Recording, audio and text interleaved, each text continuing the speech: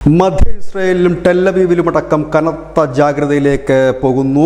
യമനിൽ നിന്ന് ഇന്ന് പുലർച്ചെ 2 മിസൈൽ ആക്രമണമാണ് ടെല്ലവീവിന് നേർക്ക് ഉണ്ടായത്. ടെല്ലവീവിൽ ആളപായം ഉണ്ടായിട്ടില്ല എന്ന് IDF പറയുമ്പോഴും ഈ വന്ന ഭൂതല മിസൈലുകളെ ആരോ എയർ ഡിഫൻസ് സിസ്റ്റം ഉപയോഗിച്ച് തകർത്തതായും പറയുന്നു. ഇതിൽ 2 പേർക്ക് പരിക്കേറ്റ ഒരു വാർത്ത കൂടി പുറത്തു വരുന്നുണ്ട്.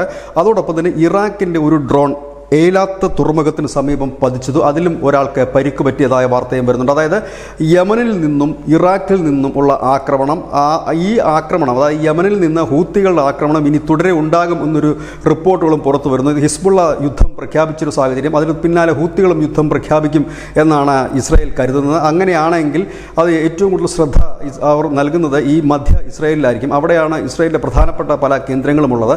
അങ്ങോട്ടേക്ക് ആണ് ഈ കഴിഞ്ഞ ദിവസം, അതായത് ഇന്നലെയും അതിന് മുൻപുള്ള ദിവസവുമൊക്കെ ഹൂത്തികൾ മിസൈൽ ആക്രമണം നടത്തിയത്. ഇന്ന് പുലർച്ചെ ഉണ്ടായ മിസൈൽ ആക്രമണത്തിലാണ് 2 പേർക്ക് പരിക്കേറ്റത്. ഏതായാലും കനത്ത ജാഗ്രതയിലേക്ക് എന്ന് പറയുമ്പോൾ സ്വാഭാവികമായി തന്നെ ഹൂത്തിക്ക് നേരെ ഇപ്പോൾ ആക്രമണം നടത്തുന്നത് സഖ്യകക്ഷികൾ തന്നെയാണ്. അമേരിക്കൻ സേനയാണ്, അല്ലെങ്കിൽ അമേരിക്കയുടെ കപ്പൽപ്പടയിൽ നിന്നാണ് ഹൂത്തി കേന്ദ്രങ്ങൾക്ക് നേരെ മിസൈലും മറ്റും കൊടുക്കുന്നത്. പക്ഷേ ഇസ്രായേലിന് നേർക്കാണ് ഹൂത്തികൾ ആക്രമണം നടത്തുന്നത്. ഒരുപക്ഷെ ഒരു വലിയ യുദ്ധത്തിലേക്ക് കലാശിക്കാനുള്ള സാധ്യതകളുമുണ്ട്. News desk, news India Malayalam.